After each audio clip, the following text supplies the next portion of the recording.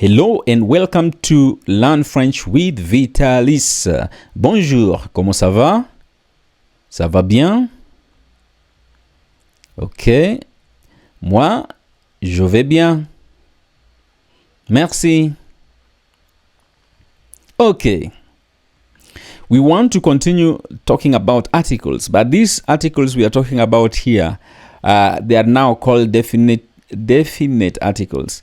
The articles we talked about in the last lesson were indefinite. Is it indefinite in English?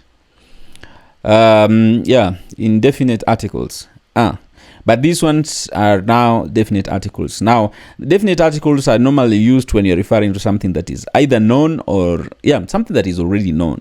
So you'll say the, the way to whatever place, the bus that plies this route, the president of Nigeria. Like, it's just that specific president. Everyone should be able to understand. You're not just talking of a president. If you say a president, it could mean anyone. But if you say the president, it means that the person you're telling already has an idea of who that president you're referring to. And so, as we mentioned in the last lesson, this article will also depend on whether the noun is masculine or feminine or is in plural. And so if it is masculine, we will use the article lo. Lo. L-E is lo. Then if it is feminine, we'd use the article la. L-A. La. And if it is in plural, for both masculine and feminine, it would be le. Le. The S is silent. You also remember when you talked about the S was silent. In the same way, this one, the S is also silent and it's pronounced as le.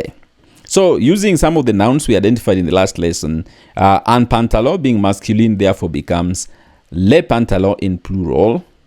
And actually, let me put this in the singular form first. So, you'd say lo pantalon. Lo pantalon, the trouser, and in plural it would be les pantalons, L-E-S, les pantalons. And pied would also be lo pied, and in plural you'd have the S as well, and it would be les pieds. Un garçon would be lo garçon, this L-E, and in plural it becomes les garçons. And bâtiment would be le bâtiment, and in plural, les bâtiments. The same way for chemise. Chemise in the singular form is actually feminine, and so it would be la chemise. La chemise. And une fille would be la fille. And in plural, it would be les filles. Une femme would become la femme, the woman. La femme. And in plural, it would be les femmes. And a chair, une chaise, would become the chair, la chaise. And in plural, it will become les chaises. Now, there is one article that I've not mentioned here, which is still also definite article, L apostrophe. L apostrophe simply means that it can either be lo or la, but then that E or A is chopped off, so it remains with L and apostrophe. This only happens if the noun begins with a vowel. Vowels are those letters A, E, O, U, and also includes letter H. H in English. H in English, but in French it's pronounced as H. And so in French it's also considered as a vowel.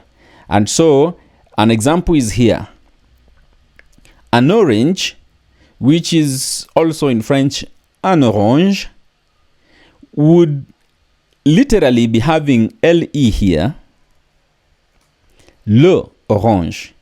But that would be wrong, because then you'd have E ending this word lo and O starting this other one, and both of them are vowels. So in that case, we normally remove the E and we put the apostrophe, and the two get combined together. So it becomes l'orange. L'orange. An elephant, an elephant. An elephant is masculine. So you would expect it to be le éléphant. Le éléphant. But because lo ends with E and elephant also begins with E, those are vowels, so you remove one, and normally it's the E of lo, sorry. And so it becomes l'éléphant. And that is the same thing that happens with an homme. An homme is a man. It is a man. It can also refer to, yeah, it's a man, sorry. An homme is a man. And so, as I've mentioned before, that H is silent in French. And because it is silent, it's also treated as a vowel. And so you'll find this combined lo and homme. Lo and homme. L is so silent that even if you were to read this word alone, this one here, it would not be home. There is no sound of home in French. So it would be homme. So an homme. And when you put together with the lo, it becomes l'homme. The same goes for hotel. In French, it is pronounced as hôtel. The H is silent. An hôtel. And so with lo, it becomes l'hôtel. Now, I think here I've not given you an example which is feminine. Which one would that be? But I want to give you an assignment here. Find out what is airport in French. Find out from the dictionary what is airport in French, and give it an indefinite article, an airport, and then give it a definite article, the airport. So give me two answers. Get the meaning of airport in French, give it the appropriate article, indefinite article, and then the relevant definite article. And you can also put it in plural if you want to refer to many airports. I don't know whether I can think of a noun that begins with a vowel which is feminine.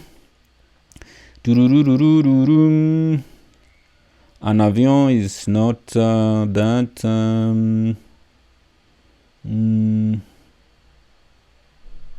Okay, we have a noun like occasion.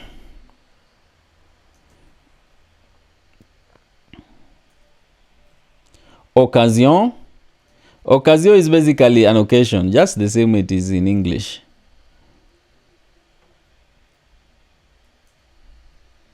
Une occasion, an occasion. And so this would be la occasion. But we can't have this following each other like that. So we'll remove that A and replace it with apostrophe. So it becomes l'occasion. L'occasion. The same goes for une information, information, which is feminine. And so it will be l'information. That would become l'information, l'information, information.